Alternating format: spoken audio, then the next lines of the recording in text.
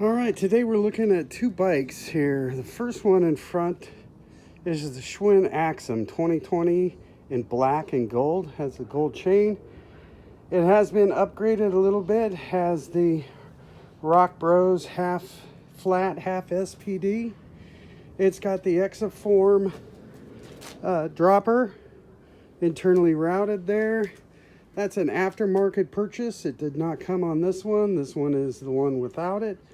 It is, at the time of this video, it is only $228 online at walmart.com.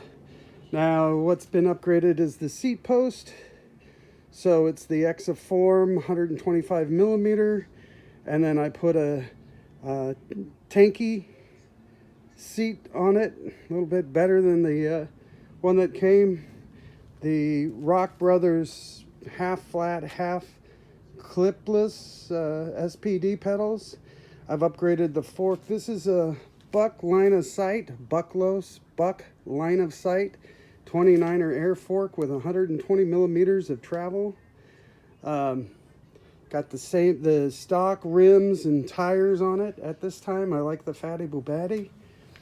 Have upgraded to the Zoom. I'm going to take these off and put the Majorcas that are over there on the Hyper 29er, because the 29er has some blue Zooms coming, 4-pot. All right, and then similar kind of thing over here, left everything stock. This is not a Buck line of sight. It's a non-branded. It is, again, about 120 millimeters of air in there. It does come with a remote lockout. So this is very handy, especially since I have it set up as an e-bike here with a BAFANG 750.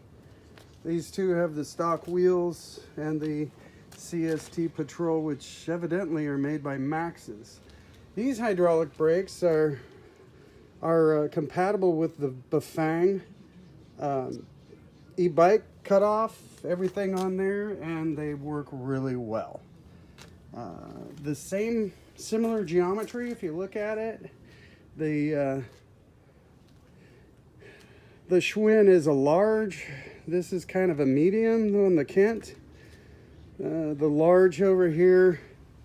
I am thinking about doing an e-bike here, but not really, because if you see, the Kent is internally routed and this one is not. Now this Schwinn makes it really easy to swap out brakes, especially if you're doing hydraulics, because you don't have to fish it through the frame. But on this, it's only in the down tube that you're fishing on the other side down to the brake, so it's straight pass through, not a big deal. I do like the internally routed much better than the externally routed, especially for shifting. However, if I were to put a BAFANG on here, the only issue I have is that the left chainstay doesn't have any clearance down there when you put the BAFANG motor on with their cranks. So you have to modify the crank if you're going to get it on one of the 68 to 73s. Otherwise, just go with a hub motor or something on the Schwinn Axum for e-bike, which is something I might do. We'll see. I do like how light it is. I like the geometry of this. My favorite geometry of all, though, is on the Hyper 29er Explorer. I love how that center triangle has the swooping drop there.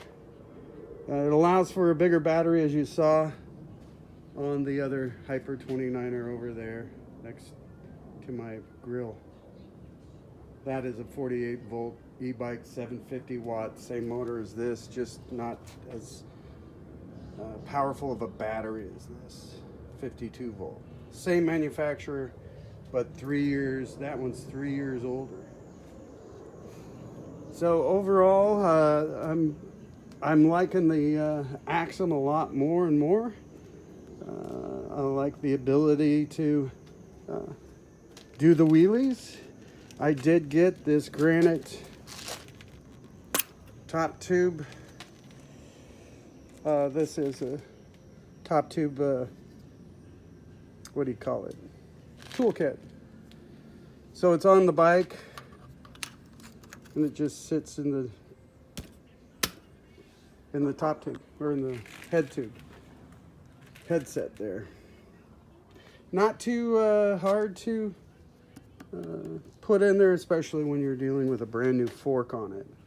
So if you're gonna do the upgrade, do it at the same time as this.